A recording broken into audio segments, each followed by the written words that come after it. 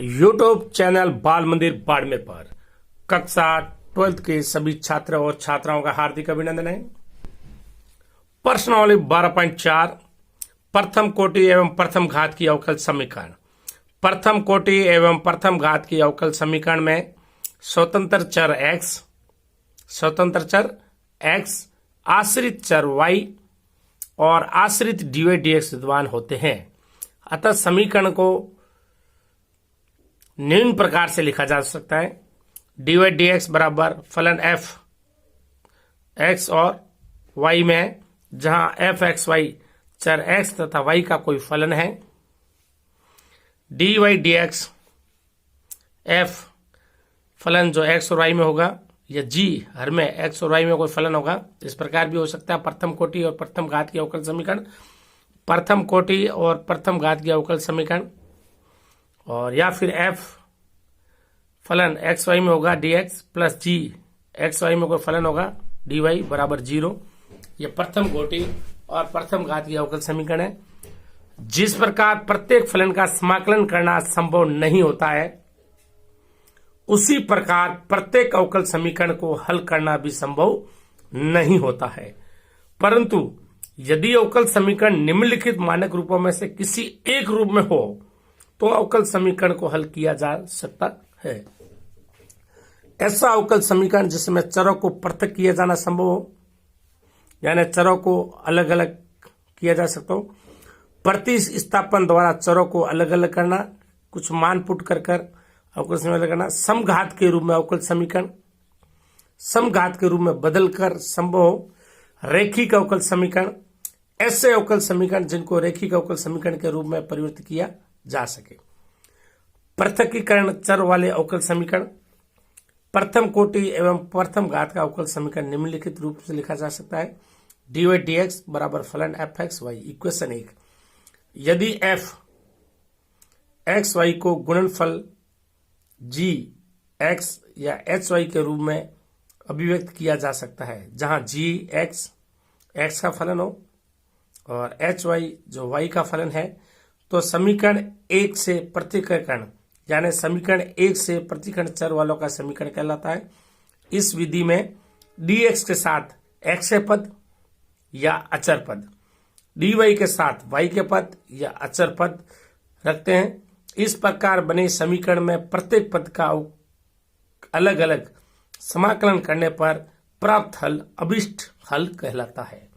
यानी यदि f x y के dy/dx बराबर फलन f x y है, तो इसमें अपन ऐसे भी इसको समझ सकते हैं कि dy/dx है ये, तो f x y गुणनफल को gx और h y के रूप में अभिव्यक्त किया जा सकता है, जहां gx x का फलन है, h y y का फलन है।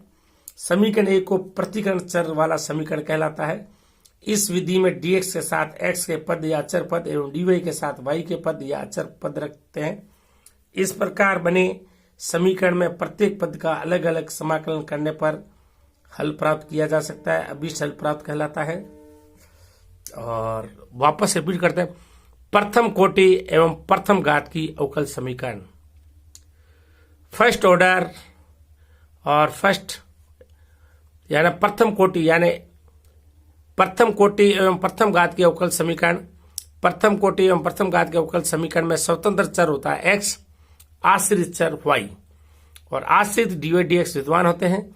अतः समीकरण को निम्न रूप में प्रकार से लिखा जा सकता है। dy/dx फलन f x y, जहां f x y चर x तथा y का कोई फलन है, और dy/dx अंश में फलन f जो x y का फलन होगा, g x y का होगा, f x y dx plus g x y dy बराबर 0। जिस प्रकार प्रत्येक फलन का समाकलन करना संभव नहीं होता है, उसी प्रकार प्रत्येक अवकल समीकरण का हल भी करना संभव नहीं होता है। परंतु यदि अवकल समीकरण को निम्नलिखित मानक रूपों में से किसी एक रूप में हो, तो उस अवकल समीकरण का हल ज्ञात किया जा सकता है। ऐसा अवकल समीकरण जिसमें चरों को पृथक किया जाना संभव हो, या प्रतिस्थापन विधि द्वारा चरों को अलग अलग करना संभव हो, समघात रूप में अवकल समीकरण हो, समघात रूप में बदलना संभव हो, रैखिक अवकल समीकरण हो, या ऐसे अवकल समीकरण जिनको रेखिक अवकल समीकरण के रूप में परिवर्तित किया जा सकता है। तो पहली विधि है अपने पास, जिसको अपन लिख सकते हैं ऐसा अवकल समीकरण जिनमें चरों को पृथक किया जाना संभव हो, यानी पृथकरणीय चर वाले अवकल समीकरण। प्रथम कोटि और प्रथम घात का समीकरण निम्न रूप में होता है, जैसे dy dx बराबर एफ एक्स वाई। इक्वेशन 1, यदि एफ एक्स वाई के गुणनफल को gx या hy के रूप में अभिव्यक्त किया जा सकता है, जहां gx x का फलन हो, hy y का फलन है, तो समीकरण 1 को पृथकीकरण चर वाला समीकरण कहलाता है। इस विधि में dx के साथ x के पद या अचर पद, dy dx के साथ y के पद या अचर पद रखते हैं। इस प्रकार बने समीकरण में प्रत्येक पद का अलग अलग समाकलन करने पर जो हल प्राप्त होता है अभीष्ट हल कहलाता है। अपन पृथकीकरण चर वाले अवकल समीकरण ज्ञात करेंगे, कुछ एग्जांपल लेंगे अभी।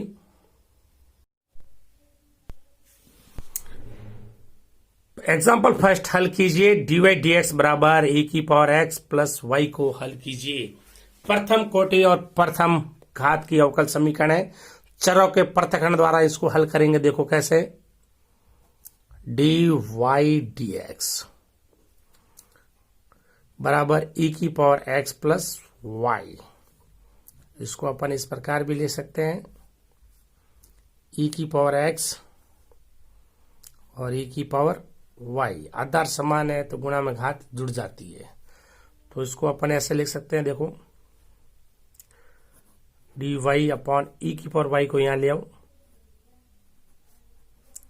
e⁻x dx अंश में ले जाओ हर की घात को, तो ये माइनस y dy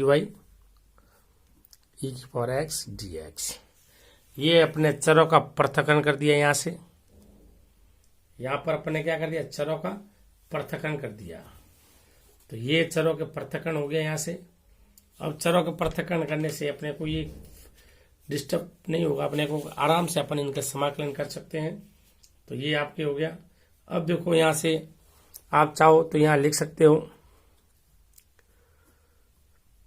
चरों का पृथक्करण करने पर, चरों का पृथक्करण करने पर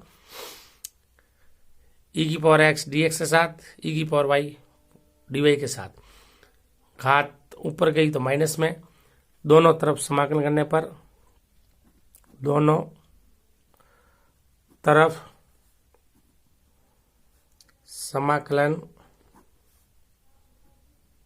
करने पर, दोनों तरफ समाकलन करने पर, तो ये अपने दोनों तरफ समाकलन हो जाएगा। e⁻y का dy के सापेक्ष, e⁻x का x के सापेक्ष, e⁻y का समाकलन e⁻y, x किसे समझा माइनस y को, अपॉन 1 e⁻x का e⁻x प्लस c, ये हो गया अपने पास।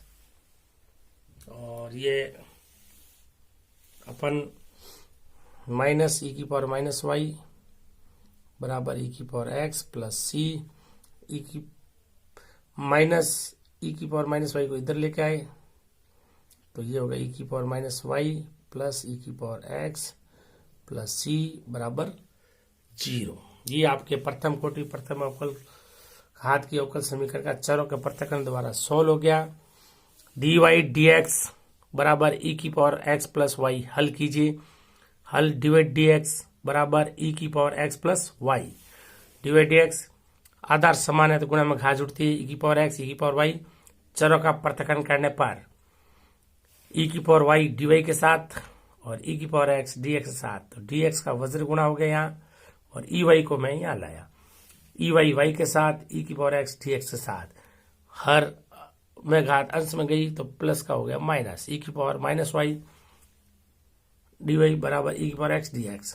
दोनों तरफ समाकलन करने पर e⁻y का समाकलन e⁻y x किससे समझा माइनस y को, इसका भाग में समाकलन हो जाएगा, अवकलन हो जाएगा -1 e⁻x का e⁻x, इसका अवकलन गुणा का आ जाएगा, समाकलन गुणा कर दो या अवकलन गुणा, इसका आ जाएगा भाग में 1 ये माइनस ई की पावर माइनस वाई बराबर ई की power x plus c minus ई की पावर माइनस वाई, इधर आ गया प्लस ई की पावर माइनस वाई प्लस ई की पावर एक्स प्लस सी बराबर 0।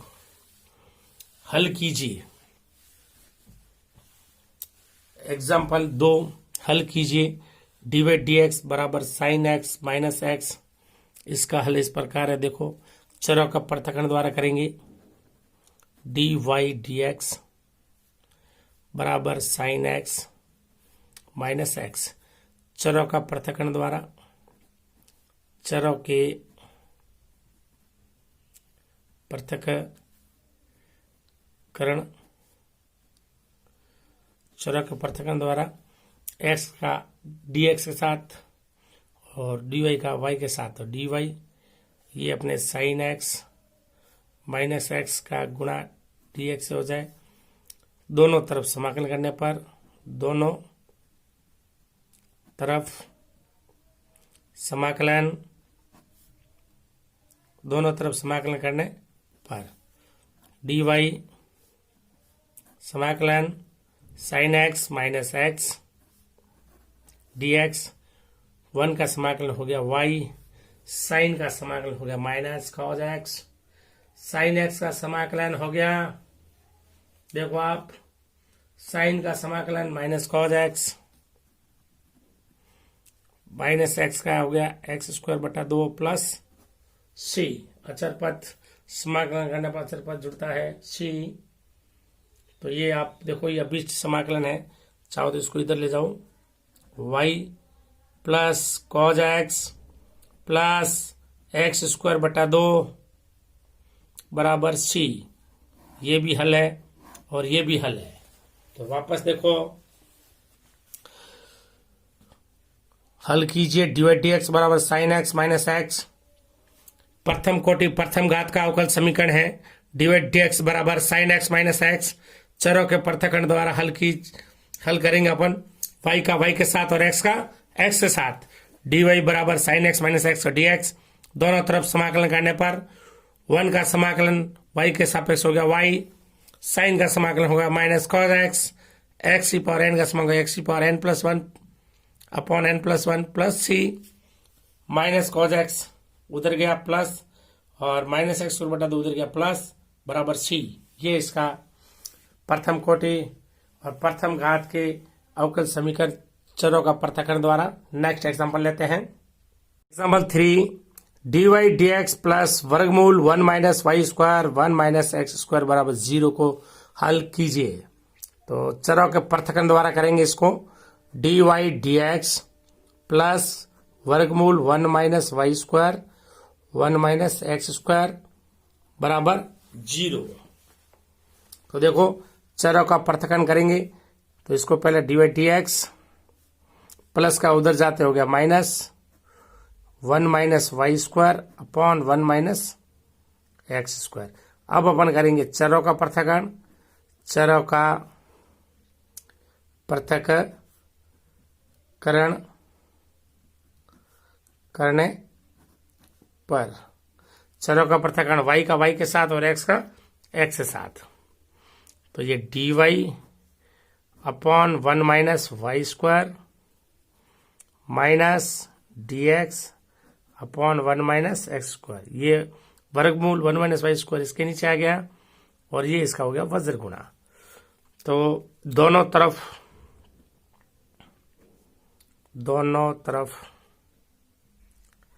समाकलन करने पर, दोनों तरफ समाकलन करेंगे अपन। D y 1 minus Y square minus D x, इसका समाकलन 1 माइनस एक्स स्क्वायर। तो ये अपने पास हो गया साइन इनवर्स वाई का और ये हो गया साइन इनवर्स एक्स का। इधर साइन इनवर्स वाई है, इधर साइन इनवर्स एक्स है, तो अक्षर सी नहीं जुड़ेगा, वो भी उसी फॉर्मूले में जुड़ेगा। अगर इधर लॉग है इधर लॉग है तो सी भी चलेगा, लॉग सी। अगर इधर टेन इनवर्स है तो इधर भी टेन इनवर्स है, तो अक्षर जुड़ेगा टेन इनवर्स में। बहुत ही बढ़िया पर्सन है, अच्छा पर्सन है। तो अब देखो sine inverse y, sine inverse y बराबर minus sine inverse x plus sine inverse c. Minus sine inverse x को उधर लेके गए, sine inverse y plus sine inverse x बराबर साइन इनवर्स सी।